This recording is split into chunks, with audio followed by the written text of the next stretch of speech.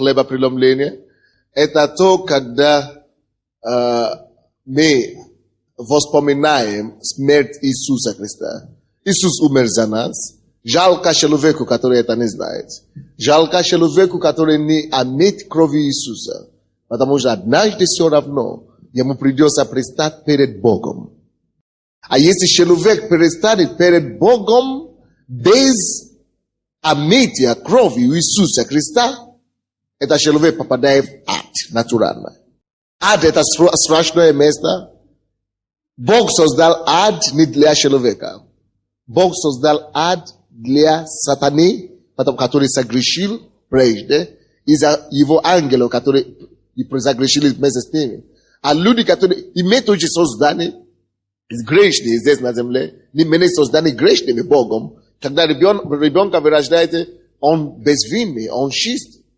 Мы наследуем греха через Адама, через наших родителей. Но Бог создает человека чистым, без греха. Но когда мы попадаем в этот мир, мы начинаем грешить. И, к сожалению, нам поэтому нужно было омытие какой-то крови, чистой крови. Поскольку только кровь Иисуса есть чистой кровью, поскольку только Иисус жил без греха, поэтому Он решил превратиться в человека и прийти на землю, чтобы отдать вот эту жизнь свою человеку. Он пришел, Он умер за нас, отдал свою жизнь за нас, и говорит, и когда Он хотел уйти на небо, Он сказал, это делайте в моем воспоминании. Откройте, пожалуйста, вместе со мной Евангелие от Матфея, 26 глава. Евангелие от Матфея, 26. Хор может пока, постоять там, а потом вы придете. Можно пока посидеть. Вы можете пока отойти, а потом вы придете. Чтобы отдохнуть вам, или посидеть там же, да? Еще красивее, вот лучше так вот посидеть. Вы слушаете слово, да? Евангелие от Матфея, 26 глава, 26 стиха. И когда они ели, Иисус взял хлеб и, благословив, преломил, и, раздавая ученикам, сказал, примите, едите, это тело мое. И, взяв чашу и благодарив, подав им и сказал, пейте из нее все, ибо это кровь моя Нового Завета, за многих изливаемая на прощение грехов. Дорогой, вы здесь? Уверен ли ты, что твои грехи прощены? Твои грехи не могут быть прощены без излияния крови Иисуса. Вот почему его повесили на этот крест. Вот почему Он пролил свою кровь. Чтобы ты мог быть омытым этой крови. Братья и сестры, кровь Иисуса Христа не омывает человека автоматически. Иисус Христос не становится Господом человека автоматически. Необходимо прежде, чтобы человек сам, самостоятельно обратился к Богу и сказал, Господь, я знаю, что я грешный. Каждый разумный человек знает, что он грешный. Каждый человек грешный. Каждый знает это. И это не секрет, это не тайна. Но гордыня человеческая мешает человеку признаться в этом. А гордость – это противоположность Бога. Когда человек хранит гордость в своем сердце, это уже есть первое препятствие, чтобы он не получил спасение. Потому что он не сможет смирить себя. Он не сможет признаться, что в его греха, потому что гордость ему мешает. Как это я грешный? Как это я не хуже соседа? Я не хуже того? Я не хуже третьего? Но, дорогой, не сравнивай себе с соседом или ближним. Сравни себя с Богом. Тогда ты поймешь, насколько ты грязный. Сравнивай себя с Богом, который тебя создал для хороших, добрых дел. Тогда ты поймешь, что вообще ты никуда не годнейший. Если ты продолжишь так, ты однажды войдешь в тупик. Ты однажды упадешь, ты однажды разбьешь себе лбу. И это здесь в миру, здесь в этой земле, A to nakazanie, które jest bude na ziemi, eta yerunda, eta wawsze nishiwo, sравнение z tym nakazaniem, które bude na nieba. Ad. Wieczny ad. Nie na 10 lat ad. Muszenie, wagnie, muki, ognie, muki. Когда человек горит, и не сгорается. А чувствует, тем не менее, чувствует боли, ожога. А не сгорается. Это ужаснейшие боли. Это невероятнейшее мучение. Не дай Бог. Даже врагу своему не желаю. Бог говорит, что Библия говорит, что Бог, Он не благоволит смерть грешника. Он не рад, когда грешник умирает. Бог даже не радует. Даже если он был самый ужасный грешник здесь на земле, когда он умирает, Бог понимает, что ему ждет, что его ждет. И Бог переживает за такого человека, что он потерян навсегда. Если ты здесь сегодня, потому и Бог привез тебя, чтобы ты мог обратиться к этому мужу галилеянину, чтобы ты мог обратиться к человеку из Назарета, чтобы ты мог смотреть на небо и смотреть на свою ситуацию, чтобы ты мог признаться в своих грехах, чтобы ты мог однажды исповедоваться перед Богом и признаться в том, что ты беспомощный, ты грязный и ты неугодный перед Богом. И ты должен признаться, без этого ты знаешь, что ты умрешь, ты просто обречен. Здесь на земле и там. Не важно, насколько ты хорошо живешь сейчас, не важно, как у тебя получается. Все равно в твоей душе есть пустота, которая ждет Бога. Ты можешь одеть костюм хороший, ты можешь хорошо выглядеть, ты можешь жить в шикарном доме. Но если ты живешь без Христа Иисуса, у тебя что-то не хватает, и ты это знаешь. Но проблема с людьми в том, что они не знают, что не хватает, чего не хватает. Они думают, я побольше заработаю. Тогда я буду счастлив. Я счастливый. Я побольше погуляю, я загуляю, и тогда я стану счастливым. Я побольше сделаю что-то, и тогда ты никогда не станешь счастливым. Греха. Без Бога. Истинное удовлетворение и удовольствие придет в твоей душе только тогда, когда ты примиришься с Богом. Но ты не счастлив, потому что ты грешишь только. Нет. Многие грешат, даже после того, как они уже христиане. Но ты несчастлив, потому что ты не примирился с Богом. Это вражда, эта ситуация, враждебные отношения с Богом не может привести человека к счастью истинному никогда. Поэтому прежде всего тебе надо примириться со своим Создателем, с Христом Иисусом. Тебе надо получить спасение. Прошлое воскресенье, по-моему, прошлое воскресенье, да? Или позапрошлое воскресенье? Прошлое воскресенье.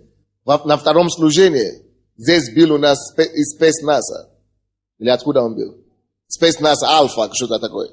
Он служил в Альфе. Такой это самое есть. Он попал, стоял там, презрительно так. Его пригласили, его друзья. Что там. Потом в конце служения Бог зашел на него. Мы призывали людей, которые хотят прийти к Богу. Он вышел, попробуй. Он был офицером там, и он говорит, что за его душу, на его душе лежит несколько, десятки. Но это их было, он говорит, что я не мог отказаться от приказа. Это моя работа была. Ну что поделаешь? Он стоял здесь, и он говорит, что я никогда не плакал. С тех пор, как я взрослый. Но. Особенно, с тех пор, как он служил, никогда не плакал в жизни. Он стоял здесь, Бог прикоснулся к нему, слезы текли. Он говорит, я не понял, что со мной происходит. Это что, самовнушение? Он говорит, даже если это самовнушение, никогда бы не... Я пытался внушить себе, не мог. Это, когда человек стоит перед всемогущим Богом, его душа расплывается. Дорогой мой, ты не попал в клуб. Ты попал в присутствие и дом Бога живого.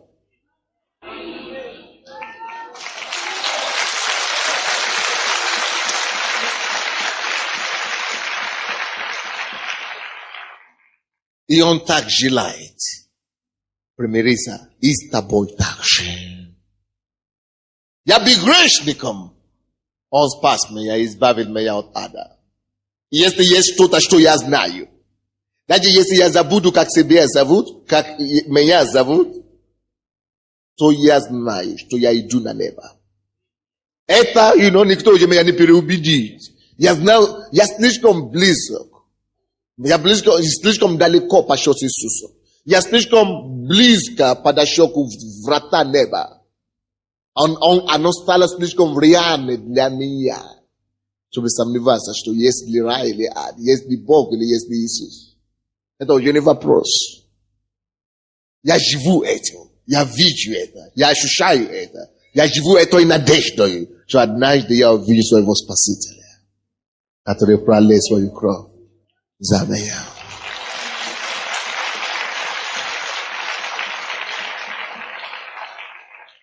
Вот почему Иисус установил этот порядок хлебопреломления, чтобы хотя бы раз, он не сказал каждый месяц или каждый год, он просто говорит, делайте это, мое воспоминание.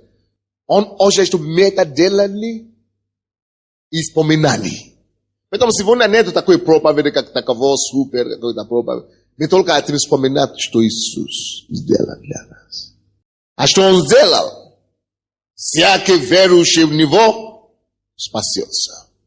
Не умрет, но спасется. Что Он делал? Он пролил свою кровь за тебя и за меня. Если бы ты был единственным грешником в этом мире, Он бы все равно пролил свою кровь за тебя. Он любит тебя. Ты драгоценен в Его глазах.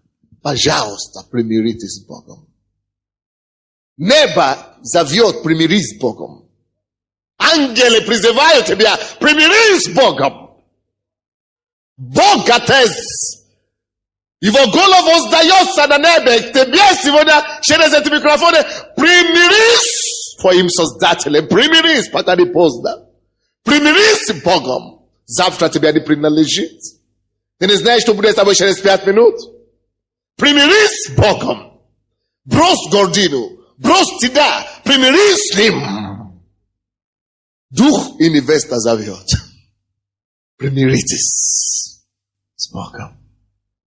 Что значит примириться с Богом? Прийти к Нему, склонившись свои колени и признаваясь, раскаиваясь во всех своих грехах. Потому что мы все грешные. И без прощения грехов никто свободы не наследует. Я грешник Божий. Склоняем свои колени. Омой меня. Прости меня. Пускай эта кровь очищает мою душу. Избавь меня от ада. Избавь меня от сатаны. Чтобы я больше не служил дьяволу. Чтобы я больше не служил греху. Потому что Библия говорит, что кому вы слушаетесь, тому вы и раби. Ты слушаешься плоти, хочешь грешить, ты грешишь. Ты раб греха. Но когда Бог прощает человека, Он освобождает его рабства греха и рабства сатаны и делает его рабом Бога, рабом праведности. Душа очищается. Мир приходит в душу. Легче жить. Помощь на каждом шагу. Содействие Божие сопровождает человека по всей земле. Это еще и не все. Это лишь только начало. А самое.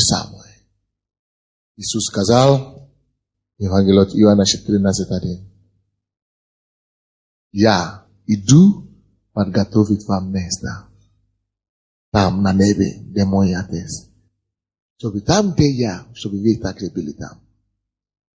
И я приду опять и возьму вас. Братья и сестры, Иисус придет однажды, чтобы собрать свою церковь, своих святых. Но слушайте, некоторые из нас, мы пойдем к Нему, прежде чем Он придет. Если ты умрешь. Но есть некоторые, которые не умрут, пока Иисус не придет. Братья и сестры, я обращаюсь к вам, если вы первый раз в этой церкви сегодня, Ili este venit pervi, raz veuje pachadili veuje tak. No vei și oni priняли Иисуса в своем сердце. Вы знаете, что вы грешны. Пожалуйста, не позвольте гордыню и стыду мешать вам. Не позвольте сатане остановить вас. Прими решение сегодня и скажи, дьявол, на сегодня ты меня не возьмешь. Сегодня есть сегодня. Все. Сегодня я дам благоприятие, я пойду сегодня. Я получу свое прощение сегодня. Сегодня, я оторвусь с грехом. Сегодня, дьявол, делай, что хочешь. Даже если стыдно, пускай будет стыдно. Но я все равно пойду. И я получу прощение грехов. Аминь.